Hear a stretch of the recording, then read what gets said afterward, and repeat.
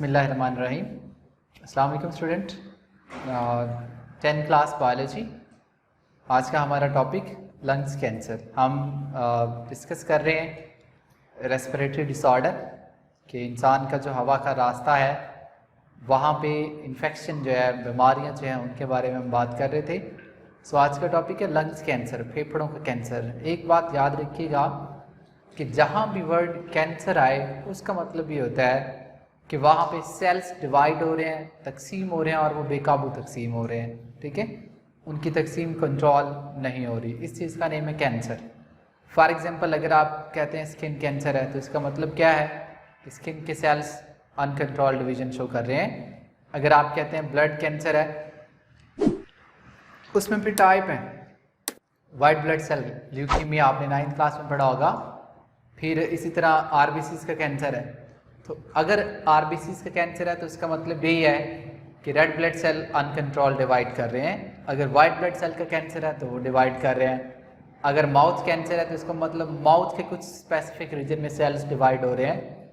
सो जहाँ कहीं भी वर्ड कैंसर आएगा उसका मतलब ये होगा कि सेल अनकंट्रोल डिवीजन शो कर रहे हैं। आपने 9th क्लास में पढ़ा होगा एरर इन माइटोसिस, कि माइटोसिस की गलतियों में एक डिजीज़ जो है वो कैंसर भी थी। ठीक है, सो लंग्स कैंसर का मतलब ये होगा कि लंग्स के जो सेल्स हैं वो अनकंट्रोल्ड डिवीजन शो कर रहे हैं और वहाँ पे आप कह सकते हैं कि ट्यूमर्स बन रहे हैं, रिसोलियाँ जो है वो बन रही हैं। ठीक है, so it will be consider as a lungs cancer, यानी कि फेफड़ों का कैंसर। ओके बेटा। So uncontrolled cell division in lungs tissue,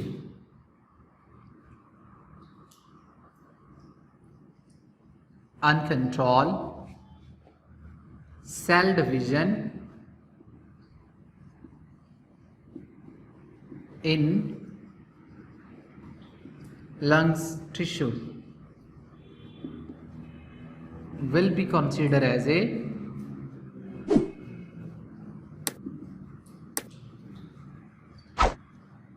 lungs cancer. ठीक है, और इस रिजल्ट में क्या बनते हैं? ट्यूमर्स बनते हैं,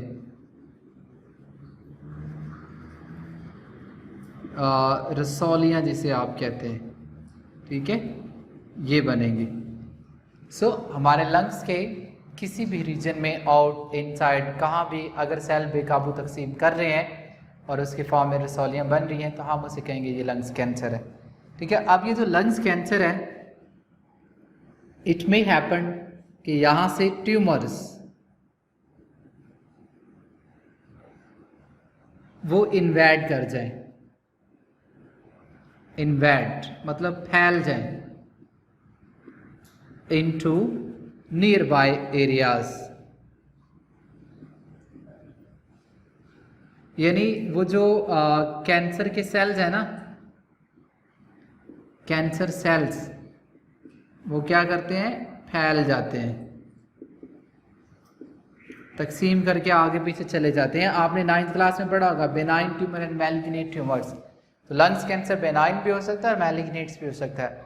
फेफड़ों में अगर कैंसर हुआ है तो वहाँ से सेल्स मूव कर सकते हैं, कहाँ? ब्रोनकाई के अंदर, ब्रोनकाई से फिर ट्रैकिया में जा सकते हैं। तो ट्रैक के अंदर ये सेल्स इन्वेड कर सकते हैं, ये ट्यूमर्स बने होंगे। ठीक है, अब अगर आप देखें इनकी अलामात कि लंग्स कैंसर में सिम्पटम्स क्या क्या हैं, अलामात कौन कौन सी हैं?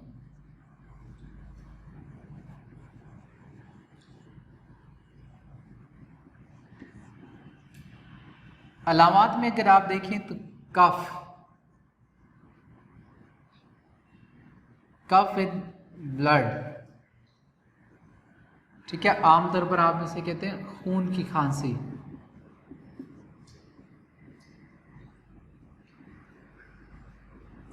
ठीक है, कि खांसी होगी और उसके साथ साथ क्या आएगा? ब्लड जो है वो भी उसमें आना स्टार्ट हो जाएगा। तो ये इसकी अलामात में से। उसके बाद सांस की तंगी और फिर वज़न में कम होना। ठीक है, डिफ़िकल्टी इन ब्रीथ,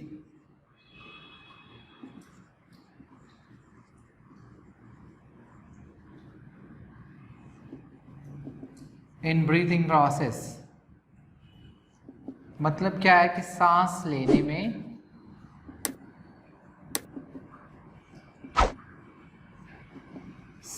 में तंगी। इसके अलावा चिल या फीवर ये भी हो सकता है, सर्दी या बुखार का होना, ठीक है, सर्दी लगना या फिर इस केस में क्या होता है, बुखार हो जाता है। तो ये आपके पास क्या होगा, सारे का सारा इसकी अलामत में कंसीडर किया जाएगा। सबसे बड़ी इसकी निशानी जो है, अलामत जो है वो है खून की खांसी, क्योंकि लंग्स के अंदर ये सारा डिवीजन हो रहा है, वहाँ पे सेल्स ब्रेक डाउन हो रहे हैं, बन रहे हैं, तो ये सारी चीज़ें यहाँ पे कंसीडर की जाएंगी, ठीक है। अब हम बात करते हैं इसकी वजूहात कि लंग्स कैंसर के काजेस क्या हैं, ठीक है।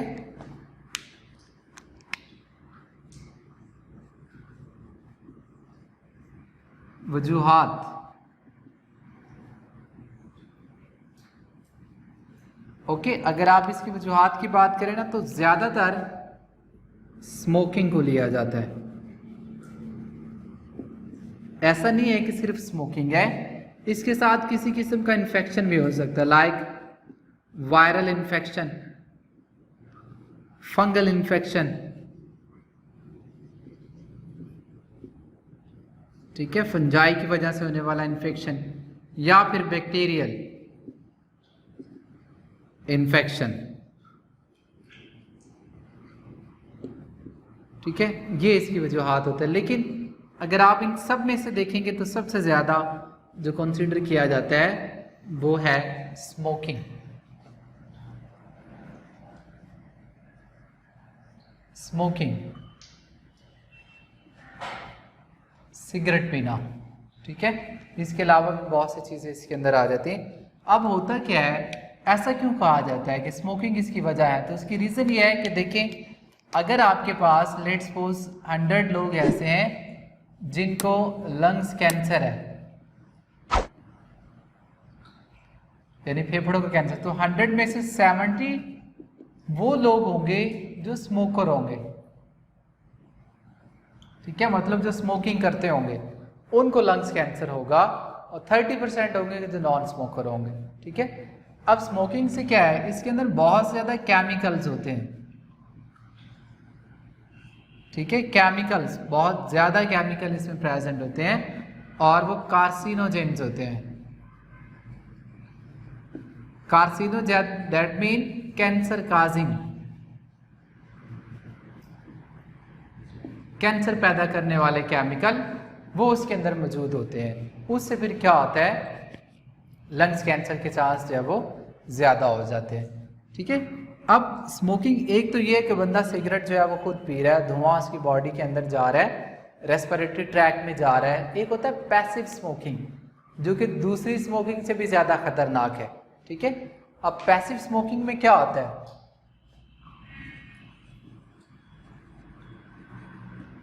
ठीक है, पैसिव स्मोकिंग, ये inhalation of smoke by a non smoker, कि एक नॉन स्मोकर है वो स्मोक को इनहेल कर रहा है, कहां से कर रहा है, किसी स्मोकर से, ठीक है।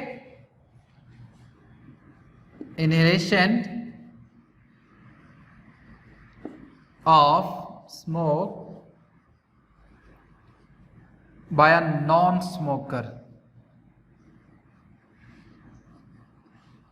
यानी एक नॉन स्मोकर बंदा है वो इनहेल कर रहा है स्मोक को। कैसे कर रहा है कि देखिए, ये आपके पास एक लेट्स सपोज ये सिगरेट है,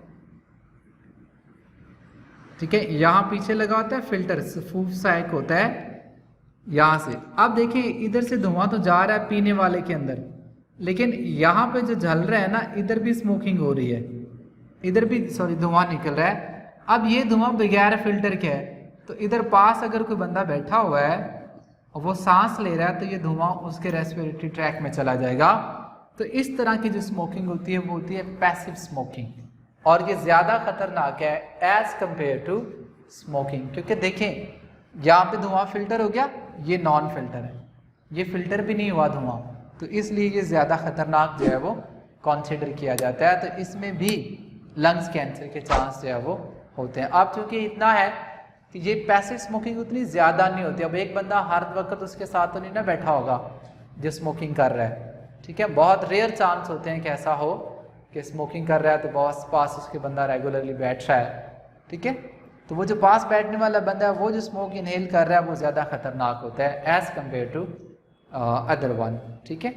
तो ये पैसिव स्मोकिंग है। It's a very important short question. आप देखिए इससे बचा कैसे जा सकता है कि आप लंग्स कैंसर से कैसे बच सकते हैं, प्रिवेंटिव या आप कह सकते हैं एहतियाती तदाबीर कौन कौन से। तो नंबर 1 अगर आप देखिए ना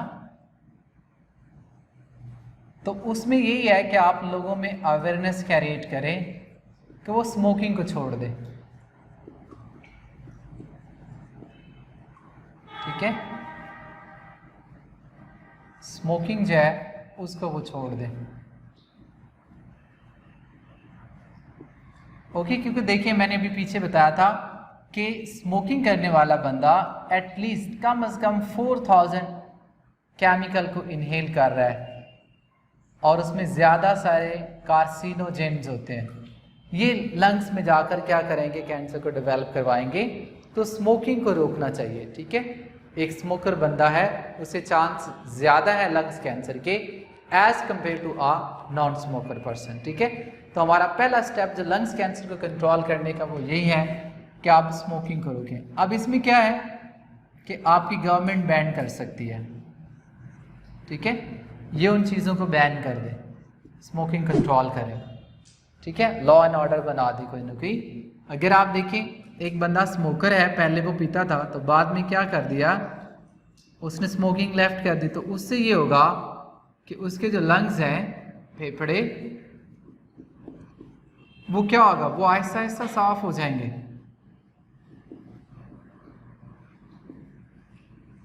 ठीक है। वो साफ हो जाएंगे, उसके अंदर जो पॉइजनस जहरीले केमिकल थे with the passage of time वो साफ होना शुरू हो जाएंगे और उनके लंग्स जो है बिल्कुल नॉर्मल हालत में आ जाएंगे। फिर उसको लंग्स कैंसर का चांस कम हो जाएगा। बट इन केस अगर ऐसा ही होता है कि वो नहीं छोड़ता तो पॉइजनस केमिकल उसके लंग्स में जाते रहेंगे, इकट्ठे होते रहेंगे और वहाँ पे वो टिश्यू डैमेज है वो करते रहेंगे, फिर उसको जो चांस है वो ज़्यादा है। इसके साथ साथ आप देखें world health organisation WHO, world health organisation ने क्या किया है कि जो स्मोकिंग एडवर्टाइजमेंट है ना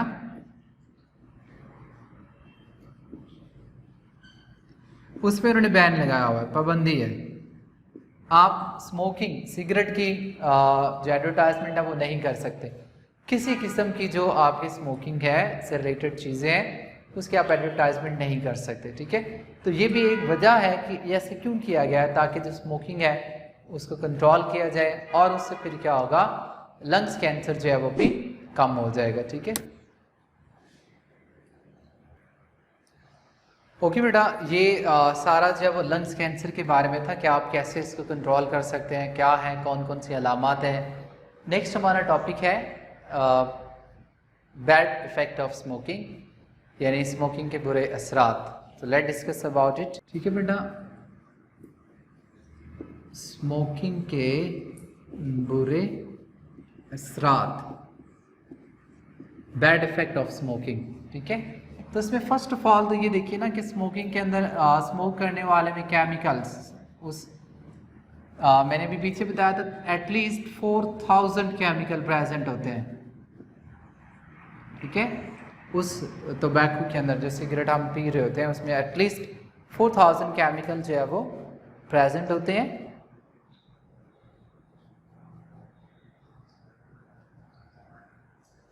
ओके, अब इस 4000 केमिकल में से आप देखें कार्सिनोजेंस कितने हैं। ये तकरीबन 50 के करीब कार्सिनोजेंस मौजूद होते हैं। अब ये कार्सिनोजन क्या करेंगे, जाके लंग्स कैंसर करेंगे। तो पहला तो बुरा इफेक्ट यही हो गया ना कि फेफड़ों का कैंसर ज़्यादा होता है, इससे फेफड़ों का कैंसर वो इससे ज़्यादा होता है।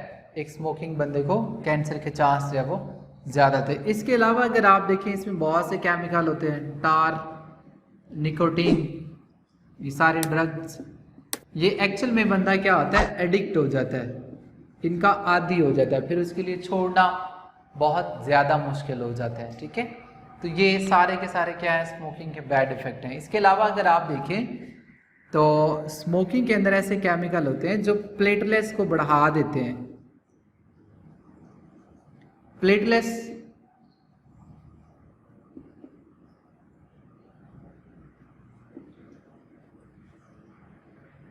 प्लेटलेट्स एक्चुअल में ब्लड सेल्स होते हैं। स्मोक के अंदर जो केमिकल्स होते हैं ना, वो इनकी तादाद बढ़ाते हैं। कैसे बढ़ा देंगे? उनके डिवीजन करवा के, तकसीम करवा के। अब प्लेटलेट्स का एक हाथ से बढ़ जाना किस तरफ लेके जाएगा? Thickening of the blood. ठीक है, कि ब्लड जो है वो क्या होगा, थिक हो जाएगा, और उससे फिर आर्टियोसेक्लोरोसिस,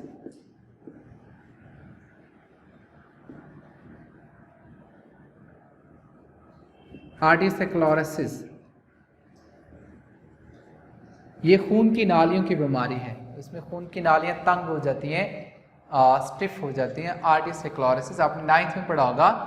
प्लेटलेट्स के बढ़ने से वो सारे का सारा क्या हो गया, आपका खून जो है वो गाढ़ा हो गया, और गाढ़ा होकर वो जमना शुरू हो जाता है। उससे फिर उनका नालियों का डायमीटर कम हो जाता है। तो ये स्मोकिंग की वजह से होता है। ठीक है, इसके अलावा आप देखें कैंसर और भी बड़े हो सकते हैं इससे। एक तो लंग्स कैंसर हो गया, फिर ओरल कैंसर, या आप कह लें ओरल कैविटी, इसका कैंसर हो सकता है। ठीक है, फिर लेरिंग्स कैंसर हो सकता है।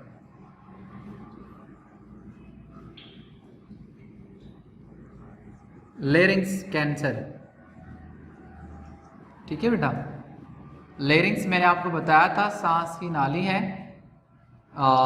जो फेरिंग्स से थोड़ा सा नीचे होती है, तो उसका कैंसर हो सकता है। इसके अलावा ट्यूबरक्लोसिस,